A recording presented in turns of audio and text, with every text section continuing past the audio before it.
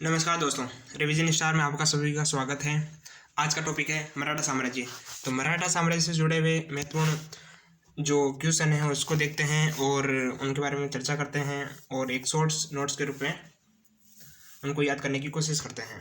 ठीक है, तो देखते हैं कि जो मराठाओं को प्रशासन के बारे में जानकारी कहाँ से प्राप्त होती है। तो देवगिरी की यादों से होती है। मराठाओं को प्रशासन के बारे में जानकारी कहाँ से प्राप्त होती है। तो देवगिरी की यादों से होती है। मराठा साम्राज्य का संस्थापक किनको कहा जाता है? शिवाजी को कहा जाता है। किनको कहा जाता है? शिवाजी को कहा जाता है। शिवाजी का जो जीवन काल है वो 1627 से लेकर 1680 तक है। 1627 से लेकर 1680 तक है। उनका शासन काल देखा जाए तो 1674 से लेकर 1680 तक है। 1674 से लेकर 1680 तक है। 1674 में उनका क्या होता है?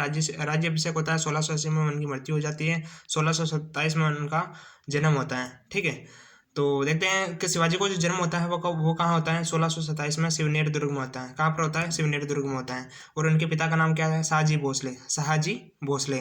और उनकी पत्नी का नाम क्या है? साईबाई निम्बालकर। क्या नाम है? साईबाई निम्बालकर। इनका विवाह होता है 1640 में। कब होता है? 1640 में। शिवाजी की जो माता का नाम है जीजाबाई। शिवाजी की माता का नाम क्या है? जीजाबाई। शिवाजी के जो दादा का नाम क्या है? कोंडदेव। क्या नाम है? कोंडदेव। और शिवाजी के जो आध्यात्मिक गुरु है उनको नाम क्या है? रामदास। अगर मैं कह दूं कि शिवाजी का आध्यात्मिक गुरु कौन है तो रामदास हैं। और रामदास जी की जो रचना है दासबोध। क्या नाम है? दासबोध किनकी रचना है? तो रामदास की है। दासबोध किसकी रचना है? तो रामदास की है। शिवाजी के राजनीतिक गुरु कौन है? तो कोंडदेव। शिवाजी के संरक्षक कौन है? तो कोंडदेव। ठीक है, और शिवाजी के जीवन पर सबसे अधिक प्रभाव किसका पड़ा? माता जीजाबाई का। शिवाजी के जीवन पर सबसे अधिक प्रभाव किसका पड़ा? माता जीजाबाई का। ठीक है, तो शाहजी भोसले जो इनके पिता हैं उन्होंने शिवाजी को किसकी जागीर? पुणे की जागीर दे दी थी। क्या दे दी? पुणे की जागीर दे दी। और स्वयं थे जो बीजापुर रियासत में जॉब करने के लिए चले गए, नौकरी करने के लिए चले गए। ठीक है, अब बीजापुर रियासत के अंडर में आता है तोरण का किला। तो तोरण के किले को सबसे पहले शिवाजी ने जीता था। हाँ, शिवाजी का एक कह सकते हैं कि शिवाजी का प्रथम सैन्य अभियान था। तो शिवाजी का प्रथम सैन्य अभियान कौन सा था? तो तोरण का किला था। ठीक है, और इन्होंने कितनी उम्र में? 18 वर्ष की उम्र में विजित कर लिया था, मतलब जीत लिया था ये तोरण का किला। ठीक है, और इसी के साथ साथ इन्होंने जैसे अलग अलग बीजापुर रियासत के अंदर में आने वाला एक पन्हाला दुर्ग है वो भी अपने अंडर में ले लिया था। और जो बीजापुर रियासत के जो सुल्तान थे उन्होंने क्या किया? जो अफजल खां था। क्या नाम था? अफजल खां। अफजल खान को शिवाजी को मारने के लिए भेजा था। शिवाजी को मारने के लिए भेजा था। ठीक है, तो शिवाजी ने अफजल खान की भी हत्या कर दी थी। कब करी थी? 1659 में। 1659 में। ठीक है, तो शिवाजी का प्रथम सैन्य अभियान था, आपने देख लिया कि 1664 में होता है। तोरण का किला जीत लेते हैं, 18 वर्ष की उम्र में जीतते हैं। और शिवाजी को जो अंतिम सैन्य अभियान कौन सा था? प्रथम था या तोरण का किले वाला? और अंतिम सैन्य अभियान कौन सा था? तो कर्नाटक अभियान। कौन सा था? कर्नाटक अभियान था। कर्नाटक अभियान में कौन से किले को जीता था? जिंजी का किला। किस किले को जीता था उन्होंने? जिंजी के किले को जीता था। ठीक है, अब शिवाजी के समय कौन सा शासक था? तो वो औरंगजेब था। कौन था? औरंगजेब था। तो औरंगजेब ने अपने मामा, उनका नाम था शाइस्ता खां। क्या नाम था? शाइस्ता खां। शाइस्ता खां। तो उनको 1663 में शिवाजी को अपने अंडर में करने के लिए उन पर शिकंजा कसने के लिए, उनकी हत्या करने के लिए भेजा था। ठीक है, तो इनके भी पकड़ में नहीं आए शिवाजी। ठीक है, अब देखते हैं कि जो पुरंदर की संधि कब हुई थी? सबसे पहले ये देखते हैं। तो पुरंदर की संधि होती है 22 जून 1665 में। तो अगर क्वेश्चन आता है एग्जाम के अंदर कि पुरंदर की संधि कब हुई, तो 22 जून 1665 में होती है।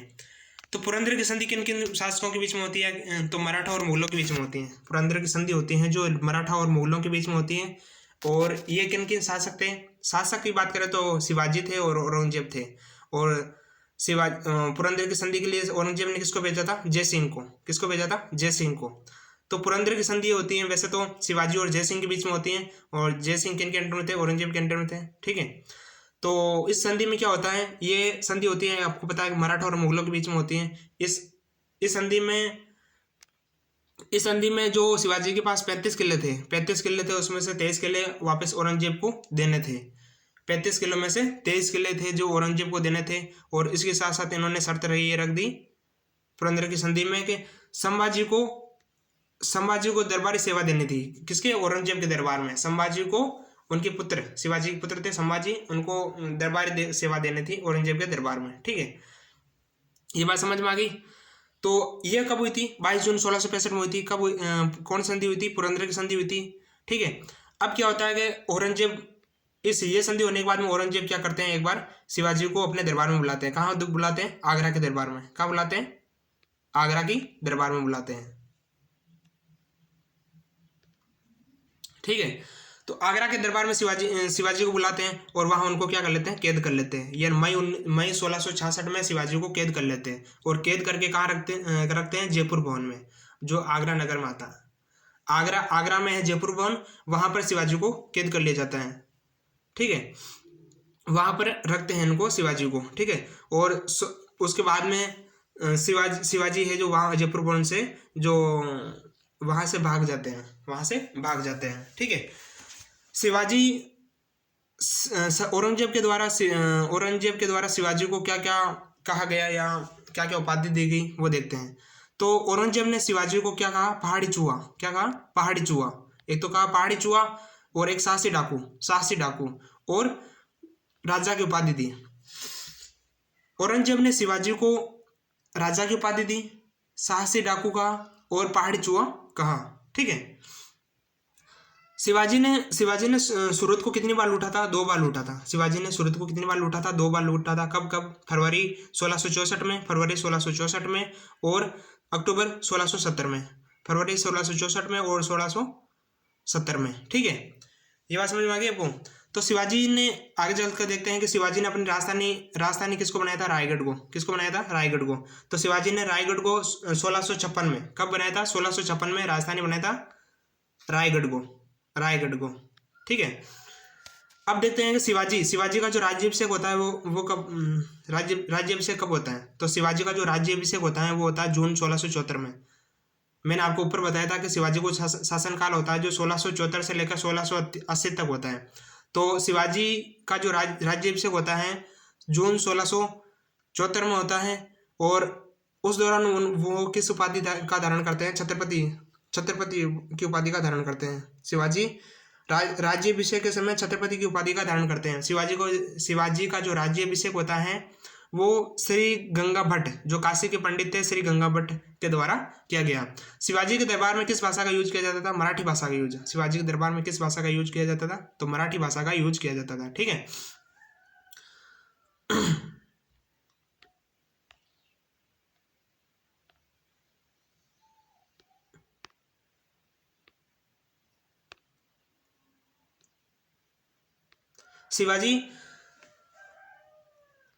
शिवाजी ये थे जो किस युद्ध पद्धति के एक विशेषज्ञ थे? तो शिवाजी गुरिल्ला युद्ध पद्धति के विशेषज्ञ थे। कौन सी पद्धति? शिवाजी ने कौन सी युद्ध पद्धति को अपनाया था? तो शिवाजी ने गुरिल्ला कह दो, चाहे छापामार युद्ध प्रणाली को कह दो, या बर्गीगिरी युद्ध प्रणाली को अपनाया था। बर्गीगिरी युद्ध प्रणाली को, या कह दो गुरिल्ला युद्ध प्रणाली को, या कह दो छापामार युद्ध प्रणाली को। तो शिवाजी ने ये सब एक ही नाम इनको अपनाया था। ठीक है, और ये इसकी सीख शिवाजी ने कहाँ से ली थी? तो मलिक अंबर से इनकी सीख ली थी। ठीक है, तो शिवाजी की जो मलिक अंबर की जो कर व्यवस्था है वो सेम किन्होंने अपनाई थी? शिवाजी ने अपनाई थी। यानी शिवाजी की कर व्यवस्था की जो तुलना होती है वो मलिक अंबर की जो कर व्यवस्था है उससे तुलना की जाती है। ठीक है, अब शिवाजी की जो कर व्यवस्था है उसके बारे में देखते हैं। तो शिवाजी ने क्या किया कि पहले कुल उपज का 33% लेते थे। ठीक है, शिवाजी ने जो कर लगाया था वो कुल उपज का 33% लगाया था। ठीक है, उसको बाद में बढ़ाकर कितना कर दिया था? 40%। बाद में बढ़ाकर कितना कर दिया? 40%, या कह दो 2/5। कुल उपज का 2/5 कर दिया था। पहले था 33%, उसके बाद में कुल उपज का 40% या 2/5 कर दिया था। ठीक है, शिवाजी ने जो माप व्यवस्था के लिए किसका प्रयोग किया था? तो उन्होंने काठी और मानक छड़ी का यूज किया था। किसका? काठी और मानक छड़ी का यूज किया था। ठीक है, शिवाजी ने 2 प्रकार के कर विशेष तौर पर लगाए थे, एक तो चौथ कर और एक सरदेशमुखी कर। एक तो चौथ कर, एक था सरदेशमुखी कर। कौन कौन से कर लगाए थे? चौथ कर और सरदेशमुखी कर। ठीक है, जो चौथ कर होता था उसको कौन वसूला करता था? तो चौथ कर था तो उसको कामविसदार। कौन? कामविसदार। शिवाजी द्वारा लगाए गए चौथ कर को कौन वसूला जाता था? कामविसदार को द्वारा वसूला जाता था। ठीक है, चौथ कर मतलब 1/4, चौथ कर मतलब 1/4 या 25%, 25% यानी कुल उपज का 25%, कुल उपज का 25%। ठीक है, चौथ कर क्या होता था कि शिवाजी द्वारा पड़ोसी राज्यों पर जो भूमि कर लगाया जाता था उसे चौथ कर कहा जाता था। शिवाजी द्वारा पड़ोसी राज्यों पर जो भूमि कर लगाया जाता था उसे चौथ कर कहा जाता था। या ऐसे कह दो कि क्षेत्र, ऐसे क्षेत्र जिसको बर्बाद, यानी शिवाजी के द्वारा अगर वो क्षेत्र बर्बाद नहीं हो, क्षेत्र को बर्बाद नहीं करने के बदले जो कर लिया जाता था वो चौथ कर कहलाता था। ठीक है, और इसकी वसूली कौन करता था? तो कामविसदार। कौन करता था? कामविसदार करता था।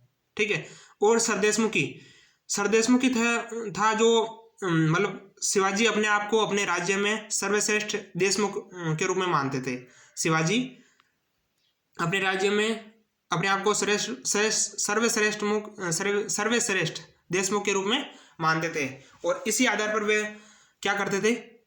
अपने राज्य की जनता से कुल उपज का 10%, 1/10 कह दो, सरदेशमुख मतलब 1/10 भाग या 10% वसूला जाता था। ठीक है, और इसको कौन सा अधिकारी वसूलता था? उसका नाम था गुमास्ता। तो गुमास्ता के द्वारा सरदेशमुख कर को वसूला जाता था। अब इसमें से जो जैसे चौथ कर से 1/4 भाग आ गया और सरदेशमुख से 1/10 आ गया था, तो ये आने के बाद में इसका जो 1/4 था ये राजा के पास रहता था, और जो बाकी का जो 3/4 भाग था वो सेना के रखरखाव में शिवाजी द्वारा खर्च कर दिया जाता था। ठीक है,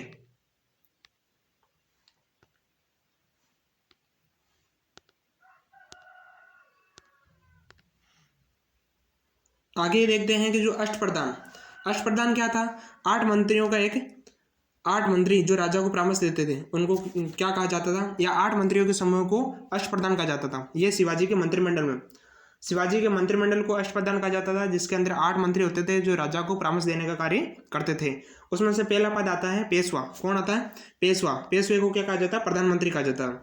और ये इनका काम था राज्य का प्रशासन। ठीक है, और अर्थव्यवस्था का देखरेख कौन करते थे? पेशवा करते थे। ठीक है, दूसरा पद था सरी ए नौबत मतलब सेनापति। ठीक है, जो सैन्य प्रधान था। ठीक है, तीसरा आता है अमात्य। तीसरा कौन आता है? अमात्य क्या, कौन सा मंत्री था? राजस्व मंत्री। अमात्य में कौन से मंत्री आते हैं? राजस्व मंत्री आते हैं। और राजस्व मंत्री क्या करते हैं? आय व्यय का लेखा जोखा करते थे। इसमें आय व्यय का लेखा जोखा होता था। ठीक है, चौथा आता है सुमंत। ठीक है, सुमंत कह दो, चाहिए ये दबीस कह दो। दबीस में कौन आते थे? सुमंत या दबीस में विदेश मंत्री। कौन थे? विदेश मंत्री। ठीक है, और जो पांचवा आता है वाक्यान्विस। इसके अंदर मतलब गृह मंत्री। ठीक है, इसमें जो कार्य थे वो थे वाक्यान्विस में सूचना, गुप्तचर या संधि विक्रय या कह दो विभागों का अध्यक्ष होता था ये। ठीक है, और अगला आता है चिटनीस। क्या है? चिटनीस क्या करते? ये चिटनीस थे जो क्या करते थे? राजकीय पत्रों को पढ़कर उसकी भाषा शैली को देखना। का कार्य करते थे। ठीक है, अगला आता है पंडित राव थे जो धार्मिक कार्यों के लिए तिथि का निर्धारण करते थे। ठीक है, और न्यायाधीश क्या करते थे? न्याय प्रदान करना। ठीक है,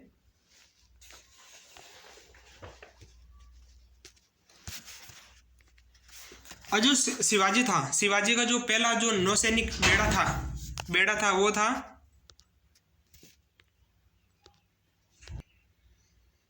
तो शिवाजी का जो पहला नौसैनिक बेड़ा स्थापित कहाँ किया था? शिवाजी ने पहला जो नौसैनिक बेड़ा था वो कहाँ स्थापित किया था? तो वो कोलाबा में। कहाँ किया था? कोलाबा में।